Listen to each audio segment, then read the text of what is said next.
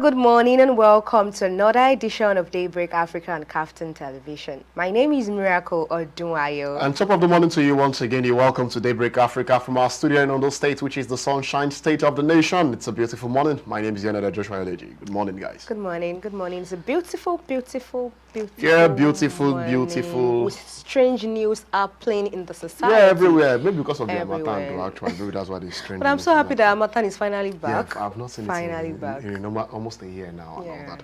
Many times so we glad. expected it last year, it did not come, and I was like, Harmattan, what happened? But this year, at least we started with it again. So we are grateful. It's better than the heat. The heat wants to kill somebody in the actual sense, but thank God for... I had to go and buy another fan to keep, you know. Even the AC sometimes even AC. will blow it. Blowing it like this. But we thank God, we are thankful. We are grateful. That at least the new season, at least, is going to be easier to sit maybe under the tree to think to things at night, so that. I would have said that, I would have accepted the offer. But I remember that you are now married. I would have just say, oh, under the tree with your babe. No, babe. No, I'm not babe. Those under tree sittings are January under tree sittings. You know, our dad used to sit under trees more in January. Okay. Because that's the period where, a lot of things happen and a lot of expenditures come. Exactly. So that's the period where they sweat under the AC. Or they go receive fresh air. Even they receive fresh air. I don't understand. That is different from the one coming inside. Yeah, so sometimes you just have to re-strategize. Yeah. I know we're in the tax system now that, it's still strange to Nigerians. But though, I think from my own perspective, after checking through the old taxation and all that, it's way fairer than what we used to have in the... That's my personal opinion. What we used to have, or what we think? What we used to have. What we used to have was terrible. Let's be truthful. Right now, it's all in one. Just pay and you are good to go. So at least it's fairer this way, and I think I like it. But just there are some issues here and there which are still being sorted and all those kind of things. So it's what we are still looking at. But then it's fine. Until when strange news started happening. Pops up again. Strange news. Well, we are not hoping for bad news, actually. No, this one, as strange as this is, it could be bad. It could be very bad. Because you can't be telling me that a sitting governor is looking towards releasing 70 notorious bandits as a deal with... Even the adjective in using to qualify those people is really strong. It's extremely strong. Extremely strong, honestly. They tried to defend it. But their defense was not defending. At all. That's my personal opinion. And I feel like even our democratic system of government is not even giving the people the voice that they deserve. Maybe our voice is not just heard, because a lot of people outside there are complaining that this is not... No, you see, what people don't realize is, if you are talking about complaining, I will say where the complaint comes from, majorly. Everywhere, everybody's complaining in the whole country. But some are not complaining. The only strange thing is that the complaints on insecurity are coming more from places that are not affected directly by. So you are saying, you have the opinion that those people that are directly involved are not even coming out to say anything. Much, even at the detriment of their lives and properties. Because what they are even coming out to complain about are things like they are killing tax. People with tax. Or the fact that the security operatives that are to defend us are killing our people.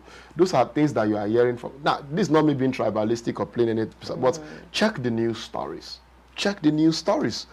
So these are things that we need to sit down and actually ask ourselves genuine truth.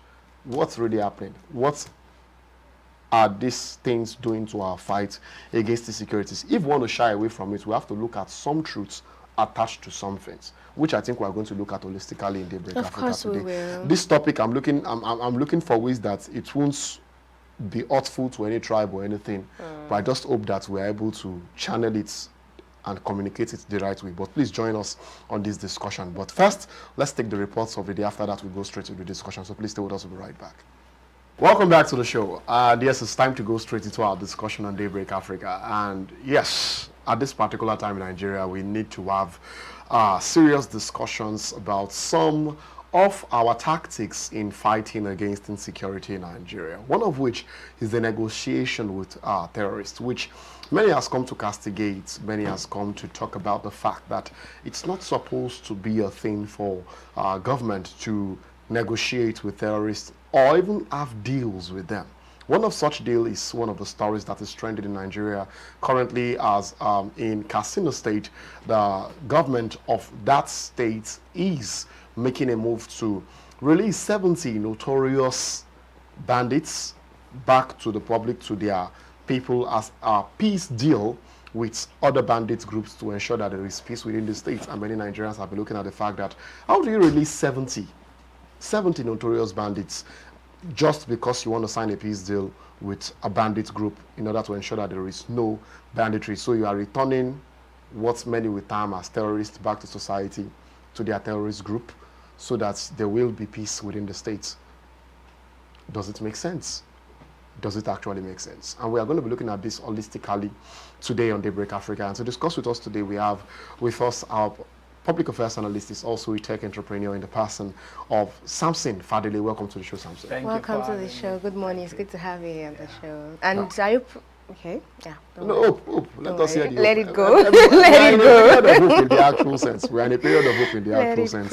And talking about hope, part of the things that Nigerians are looking at is this issue of insecurity. Yeah. At least I remember that in 2026, one of the prayers that many would have been praying is that this year there will be less violence, this year there will be less insecurities and all those kind of things. But then we were alarmed when we saw news stories like that of Katsina State, that 70 bandits are being released as a peace deal between the government of the states and why are you guys so laughing? funny. I am so wondering funny. what is peaceful About that. releasing a notorious. Imagine that word, notorious. I think that's why I picked that So statement. where's the peace? You see, there are some words that cannot go along with the word peace. Notorious is one of It's them. one of them. Terrorist is one It's of them. You see, anywhere you have the word notorious and terrorist, peace cannot be in between. Never. You get what I'm saying? Yes. There's nothing peaceful about a notorious terrorist. So if you are integrating a notorious terrorist back into the society. public, where's the peace? Well, maybe no, because one of the things they talked about was the fact that in a war against terrorism or things like this, some people believe that sometimes it's good to just ensure that rather than go for the terrorists full force, because sometimes they don't actually, they are sometimes faceless. So once you are able to have contact with some of the groups, you should be able to just let some agreements here, let some agreements there to just ensure at least. If they wanted agreement, almost 2 decades is enough for us to have a reasonable agreement. This thing has started since maybe 2009. Almost 3 administrations. And you are still talking about agreement. It's crazy. If agreement would have done it 2010, Just 11, 12, 12, 13, 14, 15. Jonathan wasn't able to reach a very good agreement with them. How long did it take Yaradua to do the same? To reach a very reasonable agreement with them at the Very Niger short Delta? time. Very Very short period. time. That's what agreement could, Niger Delta people, we know what they were fighting for. At least that's the Villages focus. everywhere. Yeah. Their lands are not useful. Their products, the farm produce are, disturbed, and they don't have jobs. Okay, government is looking away. Why are you looking away? Majority of the money you spend in this country, you take from our side. But tell me, what an Islamic bandit, or Islamic terrorist, or Islamic jihadist is fighting for? Because you see, everything there must be an approach to it. What exactly are they fighting for? Where is there? Do they have ice cream? Because they cannot tell me that they lack education. That's not even. They cannot even claim that. I have seen Gumi spoke about that a lot of times. That they lack. What happened to all these schools, Al-Majiri schools? that Goodluck Jonathan invested money in. We saw those schools. When even aside from our Marjorie schools, there are he schools was willing to have take no sense. care of those people. He made provisions for food for those kids. Take them off the streets. Put them in the schools. Let them learn. Let them be useful, not just for themselves, but contribute positively to the society. What did their leaders do? So at this point now, he's beginning to look like the northern leaders are the real bandits. Why would you want to release bandits if they are not your family? If you are not, if you don't have something with them? What in the name of peace agreement is releasing 70 notorious bandits? Government is the bandit. Because I'm telling you. So are you trying to say that releasing bandits at this time or having an agreement between them and not at this them, time when everything is hot. It's not LD at all. How many people have died in the last few years? even months, the numbers in months in almost, we are not talking about accident now. We are talking about a well-planned attack on people. People. We're not talking about things now. When we're growing up, if you broke a cup, they will beat you like you killed a member of the family. I'm talking about even if the less cup fall from your 555 cup. Yes. If that thing fall for your hand, you know they break. But they will still beat you because it's fair. like you broke it. Yeah. Because our parents treated those things like they are members of the family. So now, how much more human being? Human being. We're talking human being here. A lot of destinies have been destroyed. A lot of families have been destroyed. A lot of people lost their parents at a very tender age. Now they don't have parents. A lot of women lost their husbands. A lot of lost their children. And the next thing you want to do is release. How? What do you want to be the hope of the victims? How do you want them to see it? Do you know how many soldiers in the Nigerian army have died because of this banditry and all this insurgency in the last 1 decade? Do you know?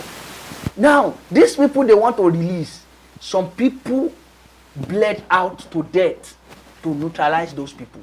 Soldiers died to neutralize them. Gun battles to arrest those people. Now, what do you think will be the fate of those people, of those soldiers that died just so they could remove those criminal elements from the street and make the society safer for the rest of us? Now, the government, in the name of, no, there's nothing peaceful about it. All right, please, let's look at the parts of them, releasing 70 bandits, and also they, in return, release over 1,000 victims who was abducted. They released like over 1,000 or almost 1,000. So I know that this might not be the way out, actually. But looking at what happened, seeing what we get in return. So what do you have to say about all these things? Should we continue like that? Or is there other better ways to do that? Do you want to tell me that releasing those bandits is the only way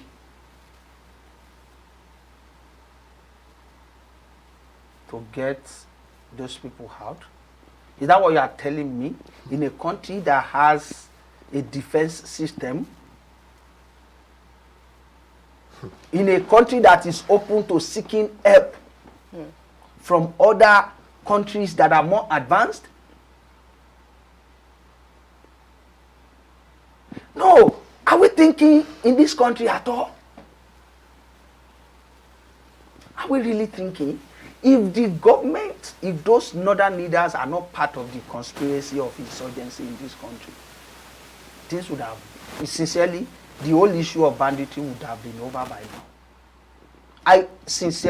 I'm not saying this as a fact, it's what I believe.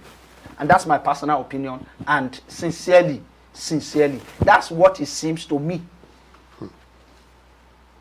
That's what it seems to me. It's just like the government is trying to find the means to keep fueling those things. Probably there are things they get from you know, all those things, the continuous occurrence of those things probably brings profit to them. I don't know. You know, it reminds me of a particular time we were discussing, I think that was with Alabademi, we were discussing about the politics of insecurity. I remember that also we termed that discussion as, and one of the things he said, which I quote, was, the truth is many government bodies benefit from insecurities. And he said, looking at things like many states collect security votes. Yes. They collect multiple kind of funds. In fact, because of the insecurities that comes to those states, the security budget of the country seems to take the higher percentage, or let me say the highest percentage of our budgets, unlike other parts of countries' issues. Now, with things like this happening, do you think at this particular time, because I saw a video last year of an House of Representative member, a member House of Representative in the north with a bandit, and he was calling the bandits a minister of peace and hailing the on video. They were on handshake. You know that this form of camaraderie is not something that just started today. Y'all had been friends for some time now, to, you understand, have such kind of relationship with them. So to a large extent, do you think government should begin to look at going after politicians or state leaders who somehow seems to have affiliations with these bandits, in the sense that maybe a kind of friendship, or maybe they should cut. How do you identify them? Or maybe they should cut the security votes totally, because to a very large extent, many are benefiting from this. As long as the benefits keeps flowing, we are not going to be able to get rid of banditry and insurgency anytime soon. As long as all these security votes, everything, those money keeps coming every. Yeah. These are the money of the blood of some people. You see, the Nigerian, northern Nigeria, blood will always cry. Because we're not talking of blood of goats and sheep now. We're talking of human blood. You see, blood has a lot of things to do with covenant, with a lot of stuff. And you see, there are always repercussions for everything. A lot of these people, I don't know where they keep their mind and how they think at all. I don't know if some of them are even human beings. Because these people, you put your own families in a very secure environment overseas, and you are here in Nigeria taking money for the lives and the properties of some other people in the name of security vote. And yet you keep releasing bandits to keep unleashing the evil on them so that you can receive more money. It doesn't make sense. It doesn't make sense. What is your primary job as a governor? If the safety of your people is not what you see as major in your job as a governor, then why are you there? Why are you there? There are things that you don't negotiate. We have condoned insecurity for too long in northern Nigeria. And if things persist this way, it's just a matter of time. Every other regions will benefit from this evil thing. Yes. I'm saying it's not going to be kind of benefit, but it's just a matter of time when governors in the south begin to think of getting security votes too, because it will become a general business. Yes, and in the east they will get it, in the south they will get it, in the southwest they will get it. Bandits everywhere, and even in the non-central. And then it becomes a major problem for all of us. We have for almost 2 decades. We are still sticking. No, we have stayed too long with banditry and terrorism in this country. It's not normal. It's becoming abnormal now. It's getting out of hand. In fact, it's so abnormal, it's looking normal to a point that people are getting attached. Now, hearing of bandits attack and it doesn't move us anymore. Exactly. 20 people fear dead, this one, that we one. We now see it as a normal thing that happens in the country. Yeah. Next. Thanks to the attack from the US on those bandits lately, I think that thing went down a bit. A bit. Only God knows what would have happened if that cluster was not disturbed. Because it was a major gathering for a lot of stuffs. Now, if we have the option of seeking help from more advanced nations to quench all these things, why do we need to release bandits for peace deal? Why do we even need peace deal in the first place? Because I think that's where my own question comes into play too as well, because I think I've gotten to a point where I need to ask questions that are very sincere. A peace deal with bandits. You were able to communicate with bandits. How did we get It's only people that are peaceful that you can broker peace with. These people are not peace brokers. They don't even want peace. The only language they understood is war. Give it to them, very hot. These people, they are not even, what level of training, combat training do they have? Compared to our military men here. Who is bankrolling them? These are the questions the government needs to answer.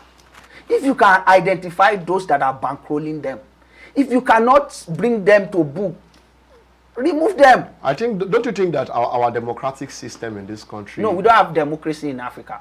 No, I know we all agree that we are a democratic system. On the camouflage. We only have democracy by name. There's nothing democratic about us. We need to really clear that. I was about saying that because it seems like the governments are not really giving ears to our perception on this matter. No, forget about it.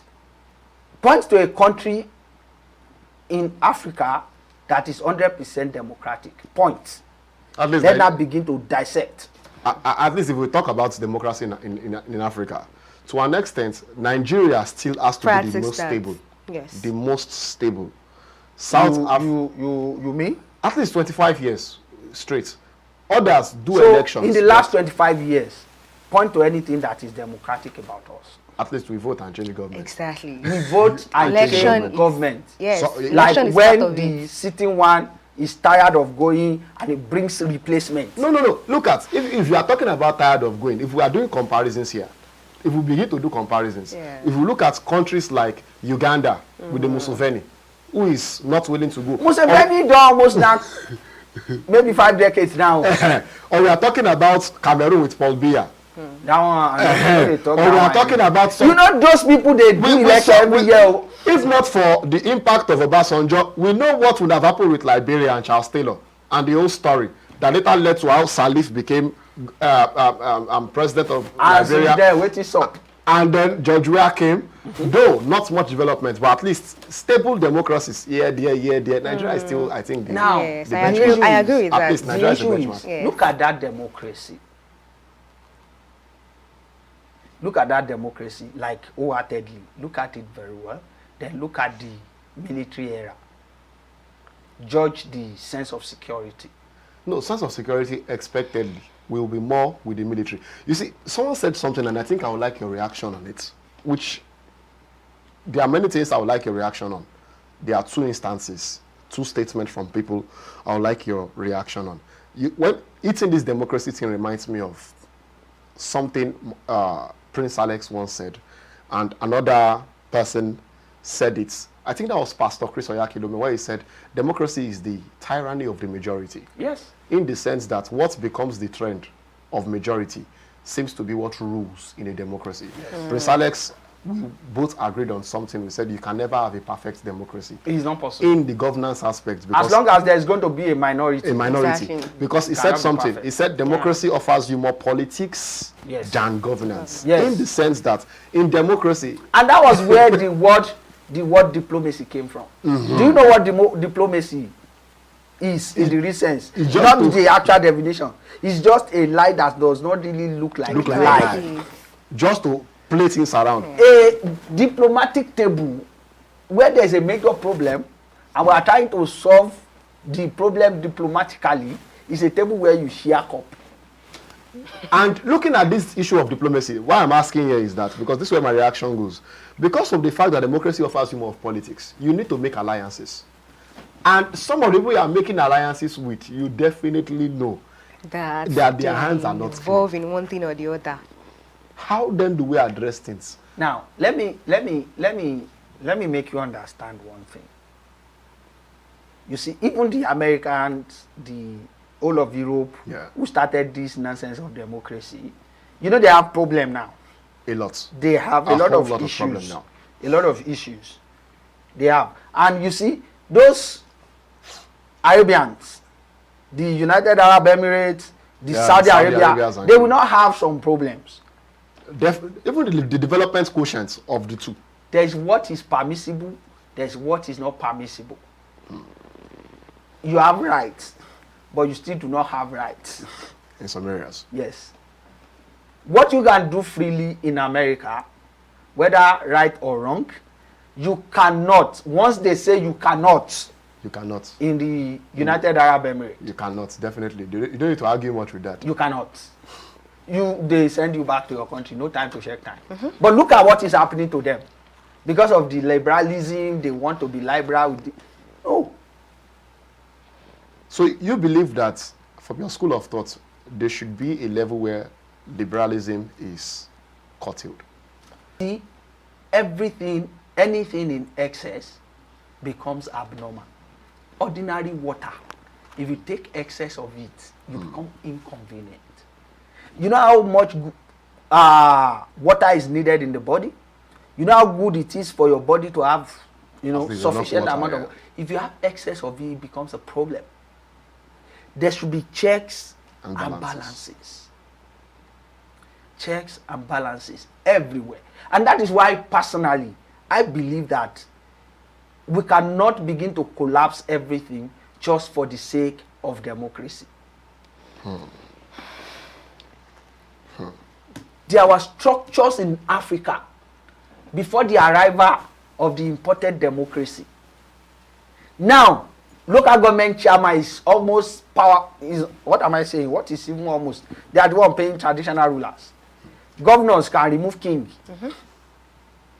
You get what I'm saying? He brought a kind of disfigure on the existing structure of Africa. That's why I said we cannot roll with their kind of democracy. We need a democracy that is peculiar to Africa. That is meant for, we need to sit down and develop our own kind of democracy.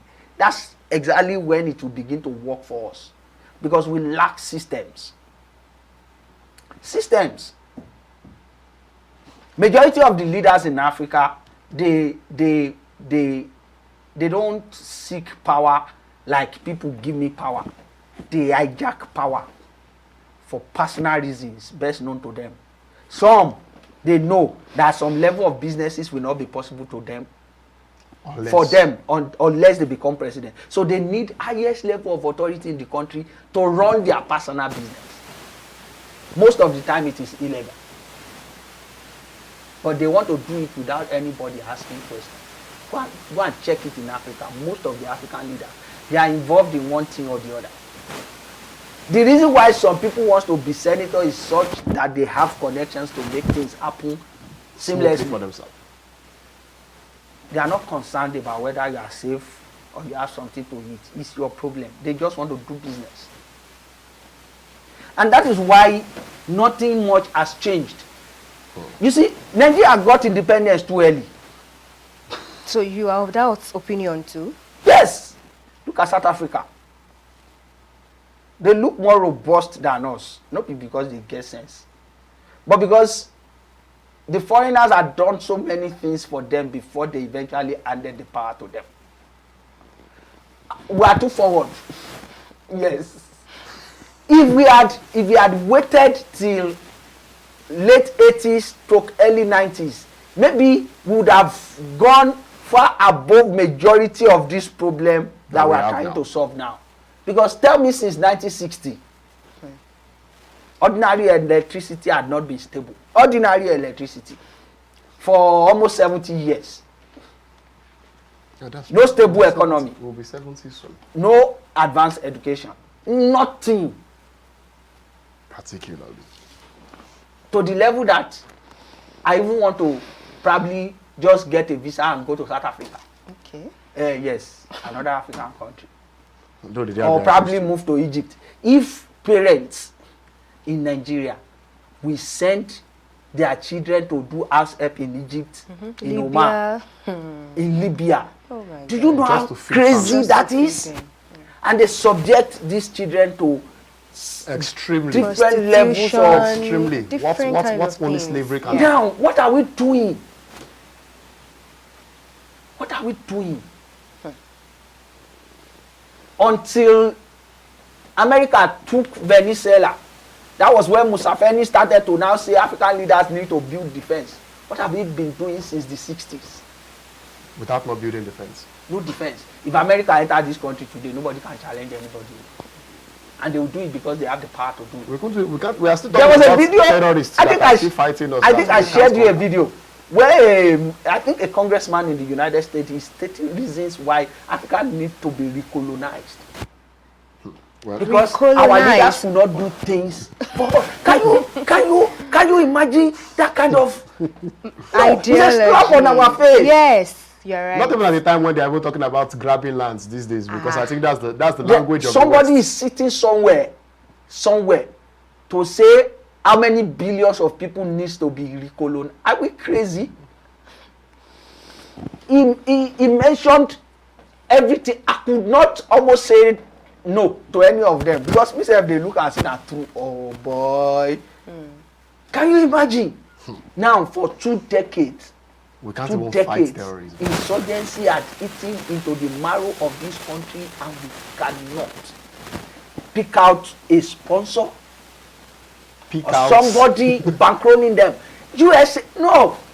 By now they'll be either they are locked up somewhere or they are eliminated.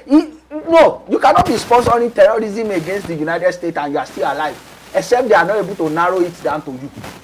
Once they narrow, if you are not dying by bombing, you are there. I'm picking you in your house. Yes, the CIA is after you. Now, anything that makes CIA comes after you, forget. It might take time, but you cannot escape. Do you know how long it took them to pick Osama bin Laden? Anyways, we are moving on to the hottest part of the discussion. But before we just move on, it's time for us to go for Go Start. So do stay with us. We'll be right back.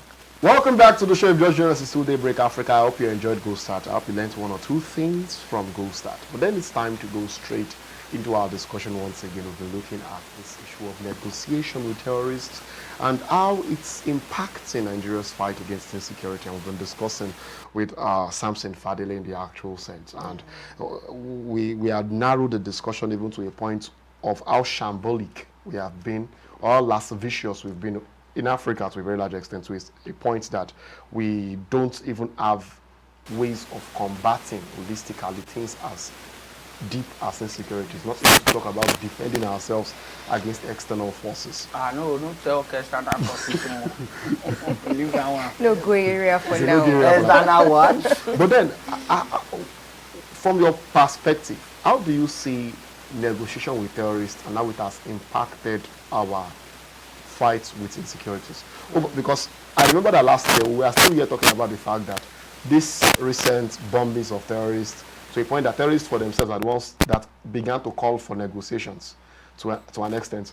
And the next thing, now we are seeing a governor of a state wanting to know that there is a tendency of terrorism inside that government. If he had not been a governor, he probably would be with them in that jungle. I'm telling you. That's deep. If there had been sincerity with negotiation with bandits in the last almost 2 decades, negotiation would have solved that. But we know that we have seen case of negotiation solved a problem of militancy in a region, and that thing went down and it never came back till tomorrow. Till tomorrow, we are not saying that. That's with sincerity of heart. And say, guys, okay, what seems to be the problem? Okay, point the problem. Let us sit down and focus on the problem now. How do we solve it? What do you want? Then they negotiated. What can we give them? Okay, we cannot give you this, but instead we give you this. We cannot give you this as of now, but over time we give you this. Okay, but this is available now. If we give you this, you stop this, lay down your weapon first.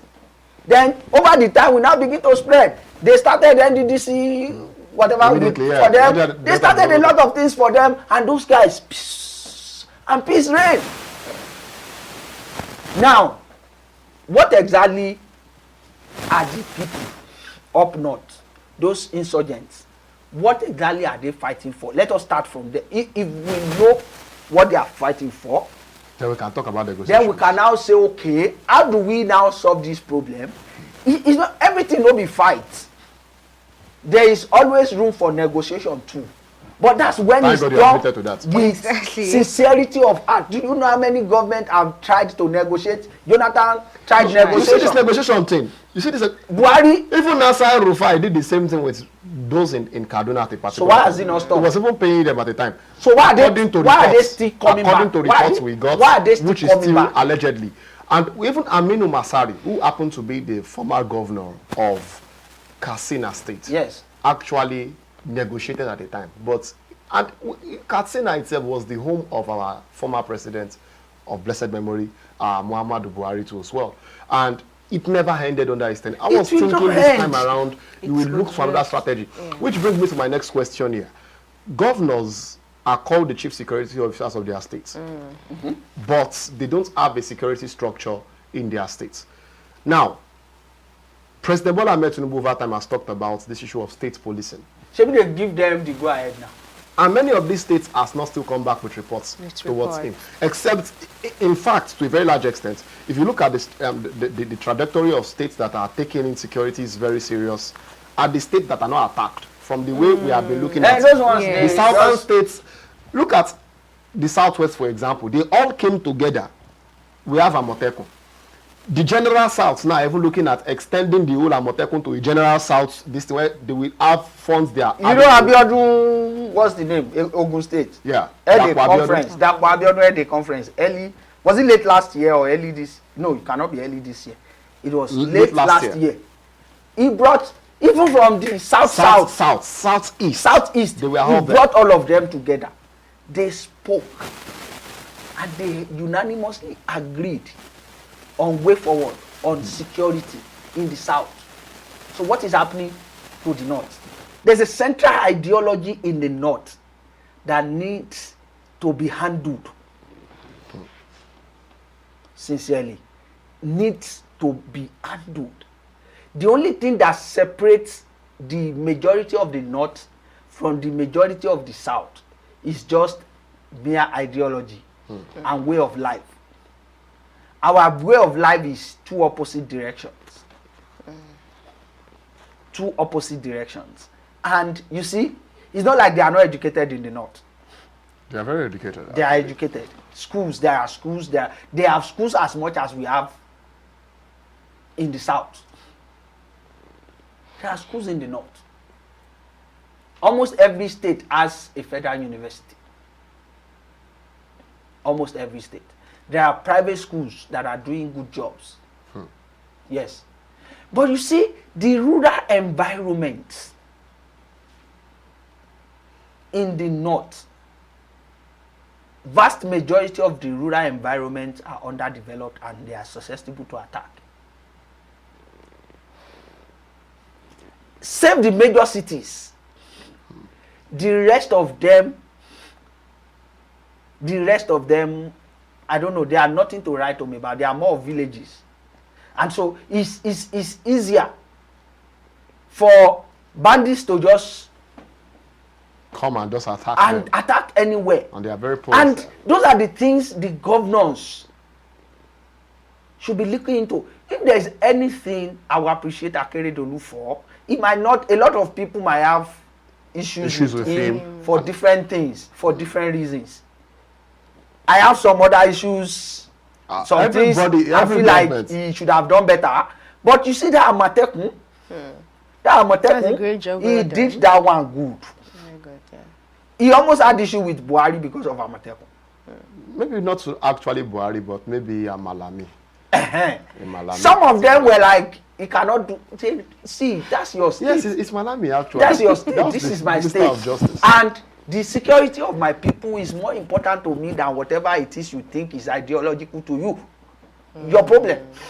But this Amotekun, I will do it. If you don't come, it's not a problem. Don't come to my state. No, he's a lawyer but too. He knew the law. This exactly. state law, too. state police will do it.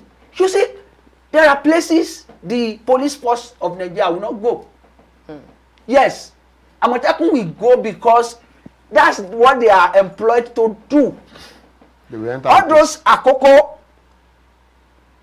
bordering with Edo and Kogi would have been very dangerous if not for these people, because they were encroaching. Kidnappings, banditry, small attack here and there, road robbery, everything. Until Amotekun went down there, these people will enter bush where Nigerian police force will not enter. And that's why we are still able to link Akoko till now, such that you are able to drive down from Owo. If not, Owo would have been the last bus stop. If you are coming, you will come and just come down. I will not come to your Akoko. The reason why we are able to apply that road to Abuja is because those people stood their ground.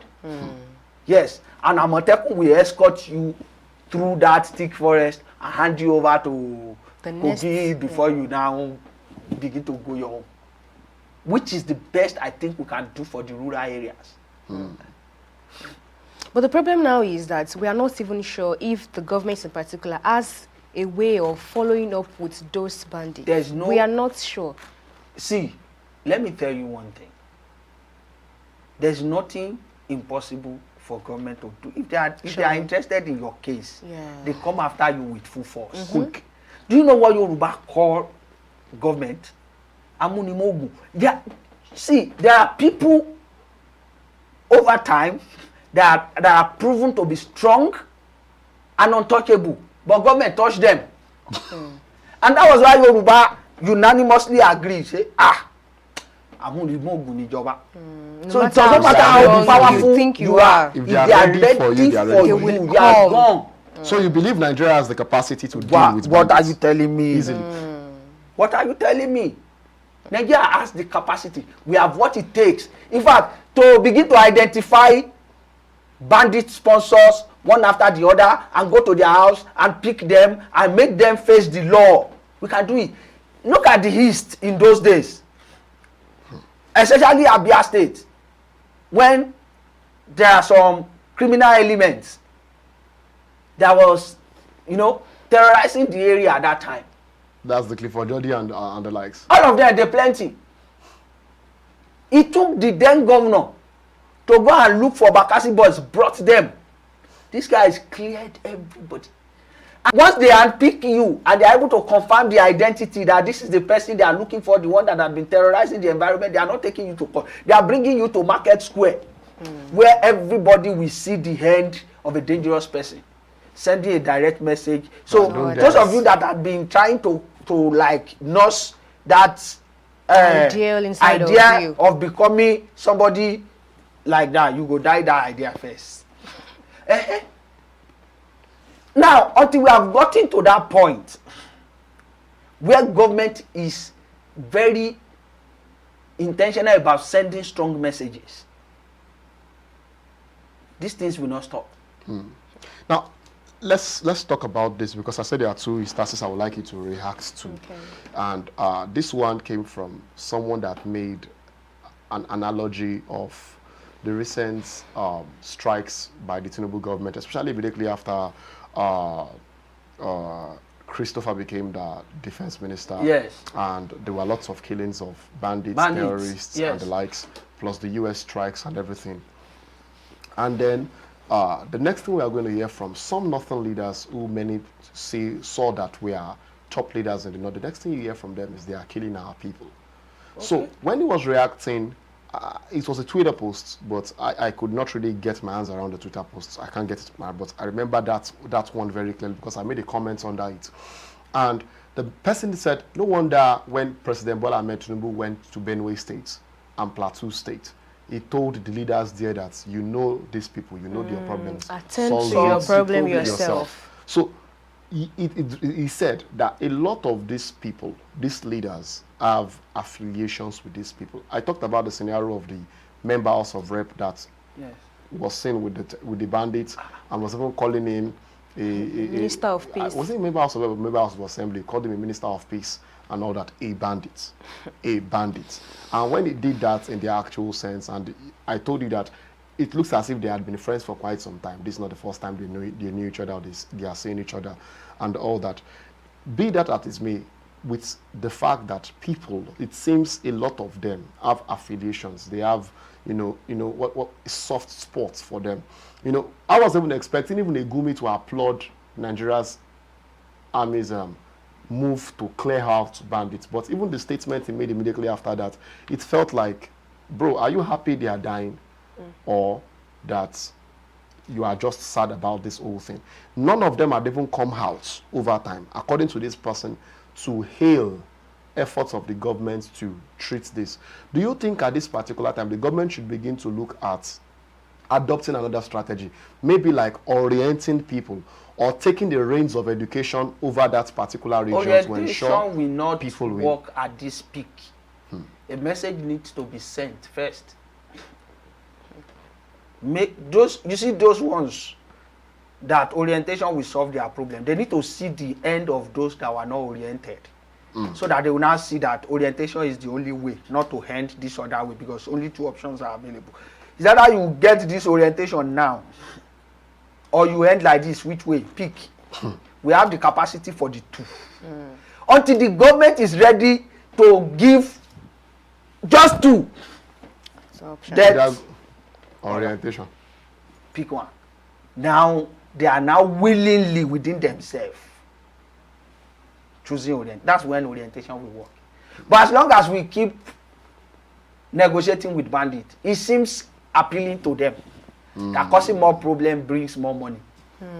Yes, they will just see those the little ones that die. They will just see them as maybe casualty of war, or probably when there is war, there are always casualties, and those ones they are gone, and more people will be willing to join. Exactly. But once they see that the government has zero tolerance, zero tolerance, zero sympathy. The reason why majority of them in the north are still caught up in the web of banditry, terrorism, is because they have too many sympathizers. Majority of their leaders, if they are not known by the public, they will be wearing those masks. I'm telling you, it is what it is. Either by ideology, by religion, by anything. They are 100% part of those people. They support what they are doing. They are funding them. They are sympathizing with them. They have their full support. Emirs, House of Rep members, senators, all of them, they have the bandits in the north. They have the full support of their leaders, and that's why they are thriving. And that is why it is becoming very difficult for the government to fight them. They are making provisions for them. You cannot be staying in the bush without food and proper provision and be alive. That's even enough to kill you. Mosquito bite and everything. These people, they live in a very good environment in the bush. Nets, everything, food, provisions are made for them. Wow. And as long as those things keep happening, coming up, and majority of those leaders, they cannot be investing that much in terrorism if they are not getting anything in return. That's a business empire. That empire needs to be broken. Wow. Until the business empire is dismantled, no peace. Broke peace till tomorrow.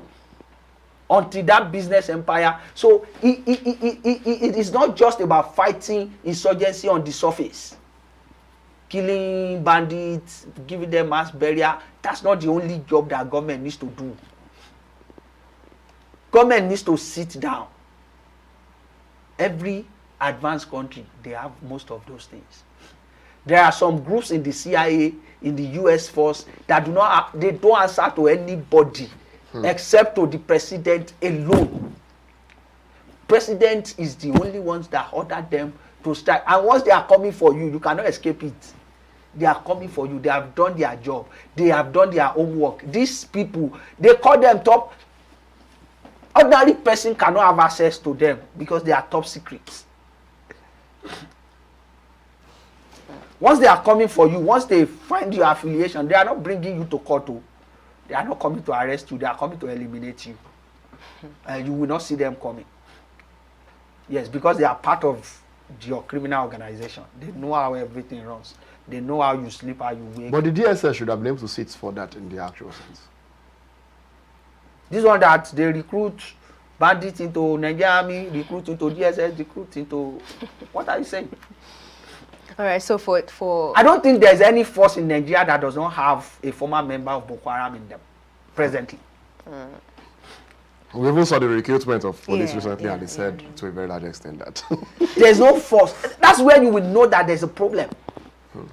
If a force is meant to fight a group for doing bad thing, and a percentage of the force doing the contains, bad thing, what are we saying?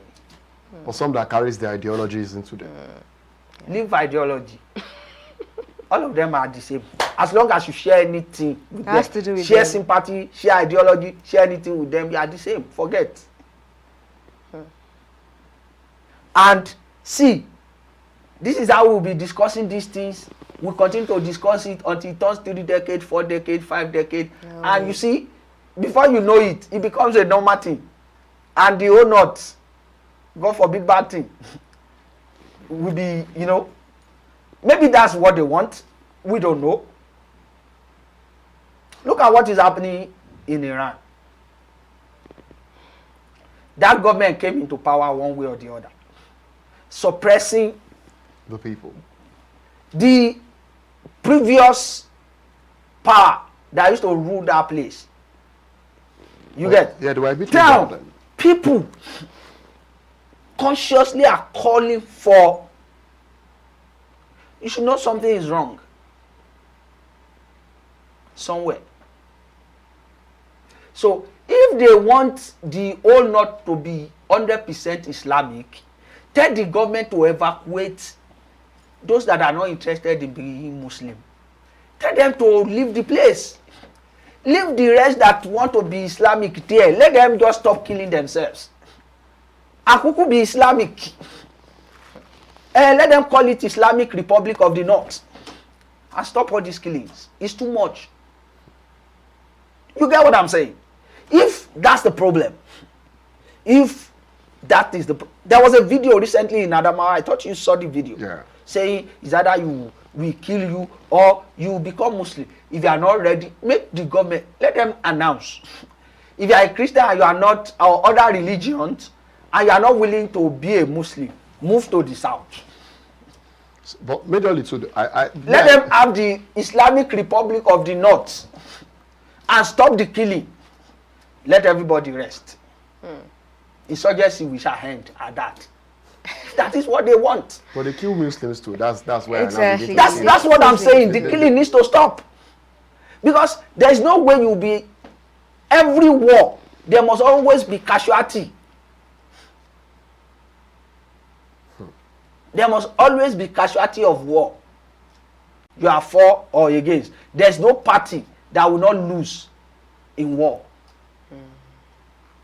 Rather than wasting children in Nigerian army, rather than wasting children, do you know how many police men have died in the last almost 2 decades? Do you know how many soldiers? How many families? A lot of parents are still alive, their children are dead. Some are not even aware. Some don't even see the dead bodies of their children. The last time some people saw their kids was when they were going to join the army.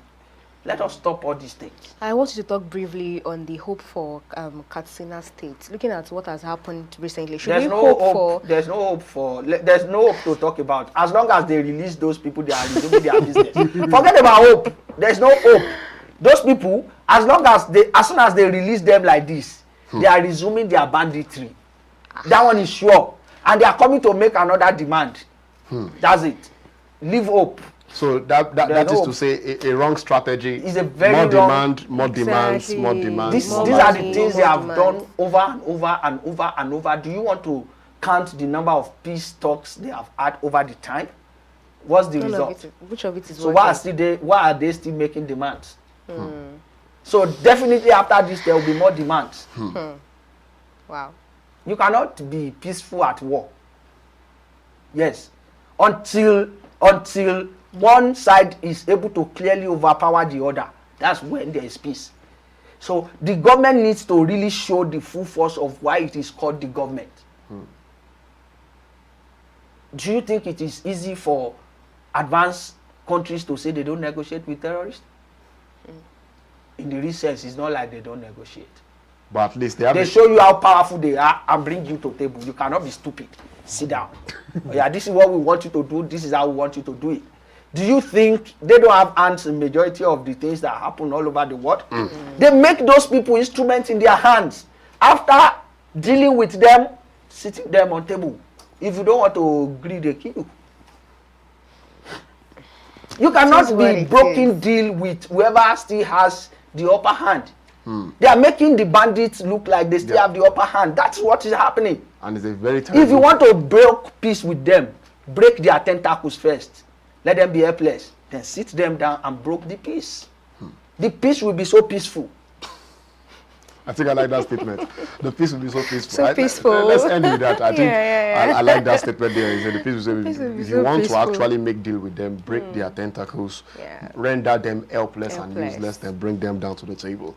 I think I like that statement. Thank you so very much. That one. Thank you. It's a strategy I wish African leaders will actually adopt, because it must get to a point where you need to show who's boss, who's in charge. Exactly. You don't have to let terrorists to dictate their terms for you. And sometimes negotiations itself, not even sometimes, at all times, negotiations of this manner will only set us back at the end of the day. And with more setbacks, there will be more peace deals you need to sign as time goes by. We sign every year.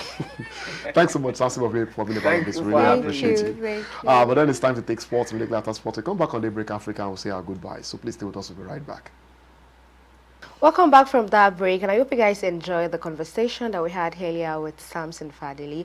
Honestly, that was a very, very educative and interesting discussion. You know, and I like the parts where he ended the whole thing, that point of saying that you need to bring them to the table, you know, cause any attachments that might still give them the energy to bring back another people. You see, one truth is, I like that statement. Honestly, I really love that any statement. right-thinking government should actually implement that. Look, if you are just a businessman somewhere, or maybe you are just, you won't, but if you are a government, you should understand what they call power play.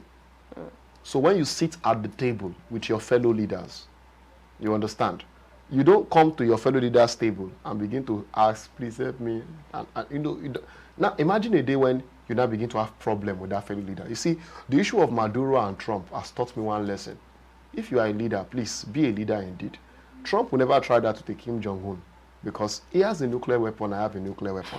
He can deal with me. You come for me, I come for you. I come for you. So you understand? So there's self-respect.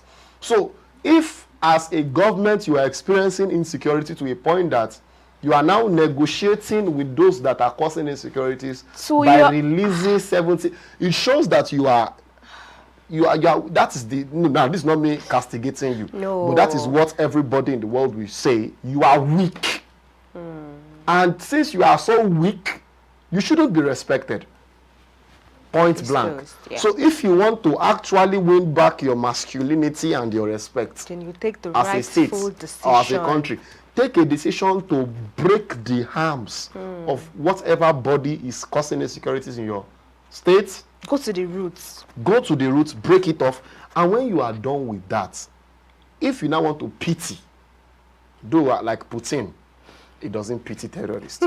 When you want to pity them, it will be on your terms and conditions. It will be on your terms and conditions. Yeah. Because he that is leading by his own terms and conditions is the more powerful person. Exactly. And you are a state governor, you collect security votes, you collect money. What are you doing with the money? You should be in charge of it. I beg. Yeah? We can't be having this kind of scenario in this country. No. But then it's well, Sha. It is what it is. I will always say that. It is what it is. Yeah. But then, till we meet tomorrow on Daybreak Africa, my name still remains Ikhonede Joshua Adeji. And my name is Miracle Odunayo. Bye, Bye, guys. guys.